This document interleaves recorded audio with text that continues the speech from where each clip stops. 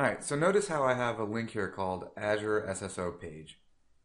And if I open up my nice sitemap editor, it's pointing to a URL that's hosted in Windows Azure. So if I come back over here and I click on this Azure SSO Page link, notice that I get this error that says this content cannot be displayed in a frame. To help protect the security of information you enter into this website, the publisher of this content does not allow it to be displayed in a frame. Now that might lead you to believe that Windows Azure won't allow you to display this in the frame, when in reality it has everything to do with the single sign-on process. Right? Notice that if I click on this link to open the content in a new window, we actually get single sign-on and the information is displayed in the page. So this site has already been configured using the Windows Identity Foundation and Windows Azure Active Directory to enable single sign-on across CRM Online and my Windows Azure hosted web page here. Let's go ahead and close out of here and do this again, and I'll explain why this happens.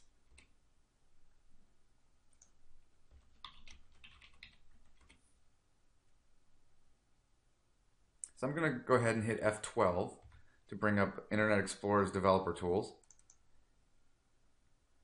And I'm going to turn network capturing on. Let's bring this over here. Let's bring that over there. Now let's go ahead and clear all this. And I'm going to go ahead and click Azure SSO Page.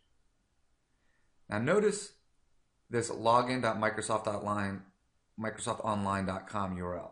If I actually open it up and you look at the response headers, what you're going to notice is that the response header of X frame options is set to deny. And this is something that's done as a security measure to prevent things like clickjacking. But notice that this has nothing to do with Windows Azure. This has everything to do with the response coming from login.microsoftonline.com. So what I'm going to show you next is arguably a workaround to improve the user experience. So what do I mean by that? Well, if you actually click open this content in a new window, again, we know single sign-on happens. I close this, and then I come back over to dashboards, and then I click on Azure SSO Page. Everything just works. And from that, after that initial SSO, the initial single sign-on, your pages are going to load just fine. So what I've written is a little helper web resource, and I'll explain this in a second, but basically I've written this little helper called Sso Initiator.htm.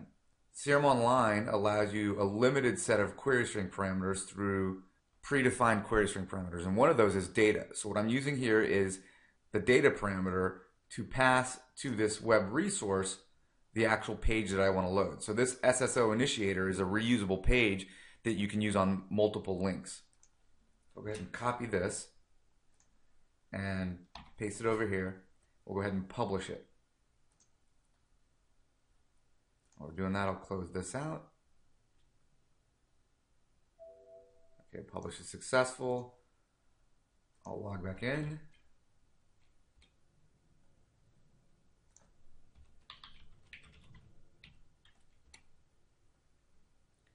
All right, so this time, when I click on Azure SSO Page, notice what happens. Basically, I open up a new window, and SSO happens, and I put on this single sign-on complete message, please close this window. And depending on your browser version, the browser won't automatically close the window. It'll just ask if you want to close it, so I'll go ahead and click yes. And then notice what happened here. The page refreshed, and we see what we need to see. Now again, this isn't a perfect user experience, but it's definitely better than what you saw the first time. So let's see that in action again, and I'll move a little faster this time so you can see the underlying page. Let's sign in.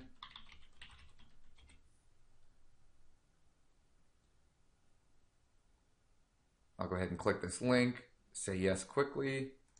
Notice that it says initiating single sign-on. This page will refresh shortly, and then it refreshes.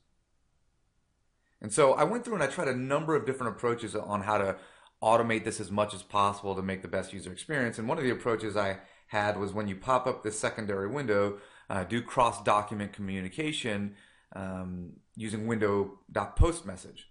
Well, the limitation there is that Internet Explorer doesn't allow window.post message communication across actual tabs. You have to be nested in an iframe to do cross-domain communication across documents using window.post message. So what I ended up landing on as a solution is really simple. If you look at the actual Sso Initiator, I just have a very simple HTML page here that has that message. That message is hidden by default. And basically what happens is when the page loads, we check to see if a cookie has been set. And I just called it Azure SSO complete. And if it is, we just redirect to the intended page. And then to redirect to the intended page, we get the page or the full URL via that data parameter. We decode it, and then we set window.location, which will essentially refresh that page. So that's what happens in this scenario. I click on it, it says, oh, that cookie's already been set. Let's just go ahead and point you to the page that you want to go to. If SSO isn't complete, then we go ahead and set that message down here to be visible.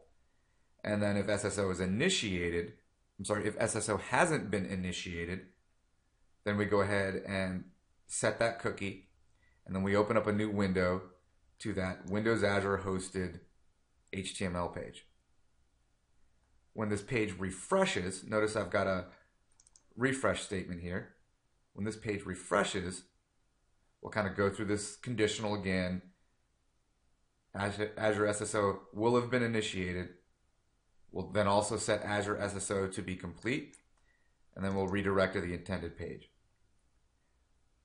Again, I would have liked to have done this in a way where we have cross-document communication across this URL hosted in Windows Azure and this page hosted in CRM Online. But again, you can't do cross-frame communication, and in this, cross-document communication across actual windows or tabs. And in this case, in order for SSO to happen, you actually have to open up this URL in a separate window. So instead, I just do a refresh delay kind of approach here. Not as elegant, but it works. All right, so that's what's hosted inside of CRM, and it's just deployed as a CRM web resource. And again, that's the web resource that we point to here as we configure our link. And again, this could be used as links inside of the main navigation. It can be used inside iframes, etc. This SSO Initiator page is reusable. You just use it over and over again. And in fact, you're going to need to wrap around each external URL. So if we look at what's going on in Windows Azure, we've got this Sso Helper page. This runs in Windows Azure, and it's a very simple page. It's just a HTML that has a message that says single sign-on is complete. Please close the window. And then when the body loads, I try to call window.close. Again, depending on the browser, it might close automatically and the user doesn't have to click anything. Or worst case scenario, they'll see the message in the HTML document, and then they'll get the pop-up that says, do you really want to close this window? And the user will say, okay. But the good news is that only happens once. From that point on, anytime you come back to any one of these pages that are wrapped by that Sso Initiator HTML file, you know SSO has happened,